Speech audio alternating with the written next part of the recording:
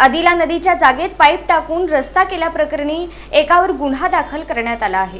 बाळे परिसरातील आदिला नदीच्या संवर्धनासाठी नागरिक आणि महापालिकेचे एकीकडे प्रयत्न सुरू असताना एकानं चक्क नदीच्या जागेत सिमेंटचे पाईप टाकून रस्ताच तयार केला। त्यावरून एजाही सुरू केली।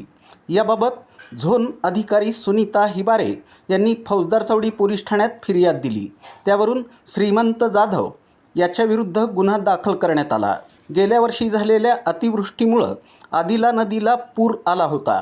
वसंत विहार, स्वराज्य विहार, गणेशनगर, रिद्धी सिद्धी कॉलनी या नागरी वसाहतींमध्ये पाणी शिरलं होतं। यंदाच्या पावसाळ्यात अशी स्थिती होऊ नये म्हणून आपत्कालीन व्यवस्थापन समितीनं प्रत्यक्ष जागेची पाहणी केली। त्यावेळी गुलमोहर अपार्टमेंटकडे जाणाऱ्या नदीपात्राच्या जागेत सिमेंट पाईप टाकून त्यावर मुरुम, माती, भर टाकून वहिवाटीचा रस्ता तयार केल्याचं दिसून आलं।